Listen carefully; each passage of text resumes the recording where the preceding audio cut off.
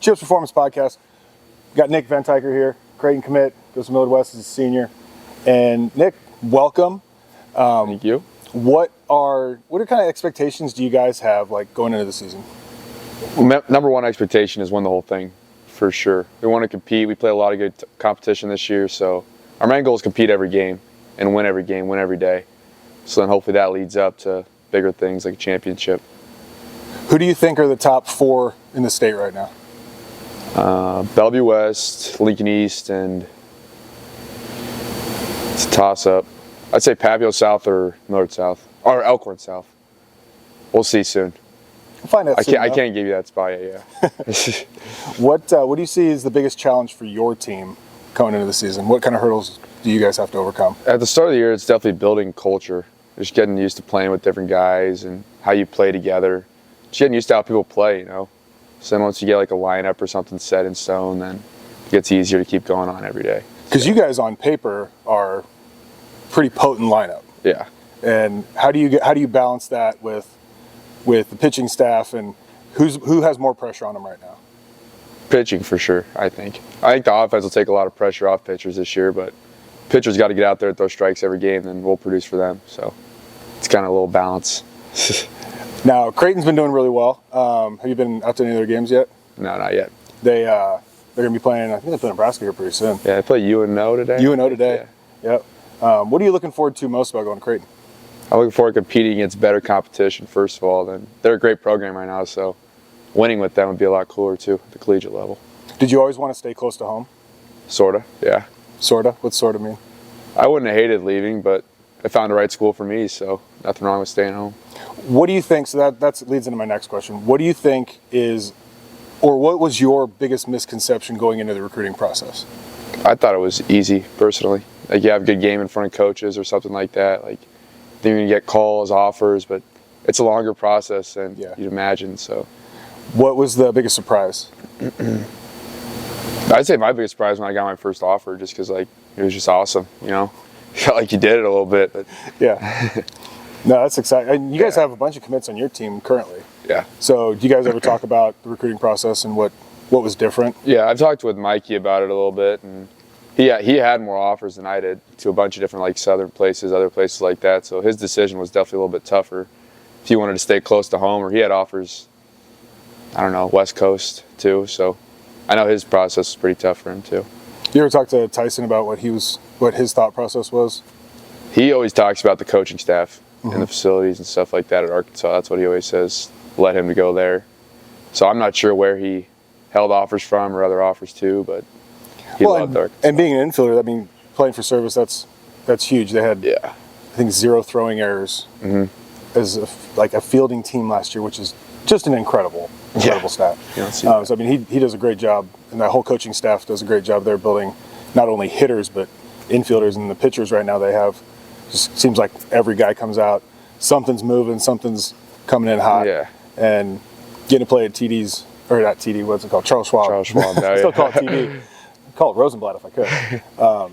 But how has the competition been between like summer and fall for you, and how has that helped you in understanding kind of what's out there, and that you can compete against those guys and find out that it's like, oh, it's not as necessarily as big of a deal as you thought. When you play in Nebraska, like, I think, like, you see competition, then you hear about other, like, states and stuff like that, and you think you're going to see a crazy difference or something. But we go out there and then we compete with those teams, we beat those teams, and you're like, we're just as good as everyone else. So I've learned that over the years. Like, where you're from or how hard you throw, whatever, it doesn't matter. Like, you can beat anyone.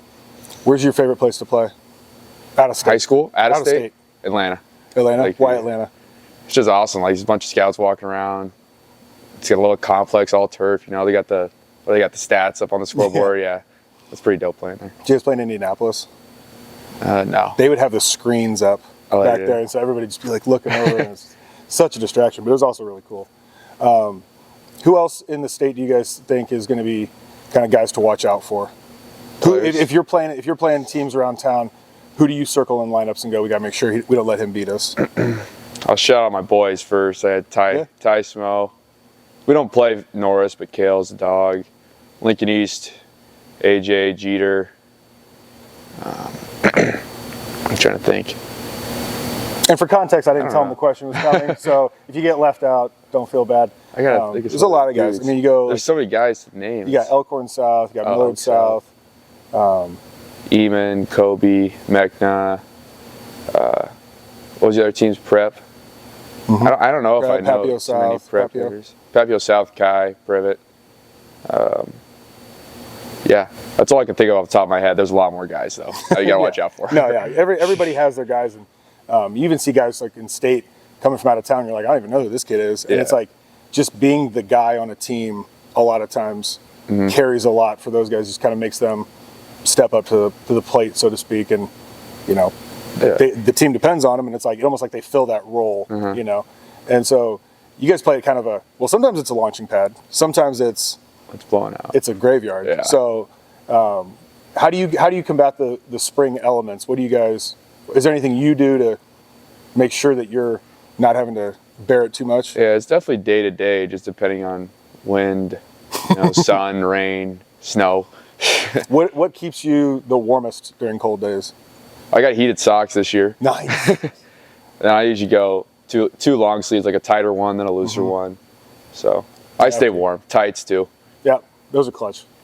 Yeah, once you get moving here, too, yeah. Staying warm here is hugely important. Yeah. People forget that, like, guys you'll wear a jacket to like the state championship. Like, it's still kind of cool out there.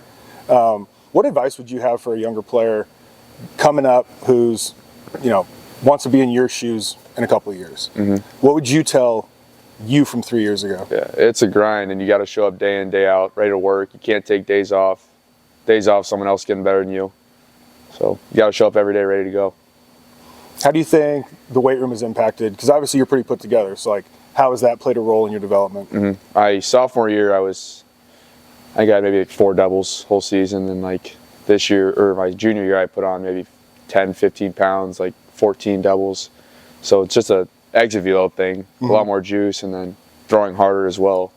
Weight room was big for me. What's your favorite lift in the weight room? Squat. Squats are clutch. I tell guys all the time, they'll do bands till they're blue in the face, and I'm like, make sure you squat over there, because that's just having that foundation. Yeah, is so big. If you could do it all over again, would you do anything differently? Yeah, just my attitude towards being maybe more of a leader last year, and obviously it's tough looking back on last year. There's a lot of things I wish happened differently in that state championship game, but nothing. Walk us through what happened last year. How did your season end? Well, I could describe the whole game, but we lost in the state championship 3-2 in the 9th inning. That was an exciting game, though. Yeah, it's a fun game to play in. You guys have been to how many state championships in a row? I think 4 straight. It would have been. They had the COVID year too. So it could have been 5.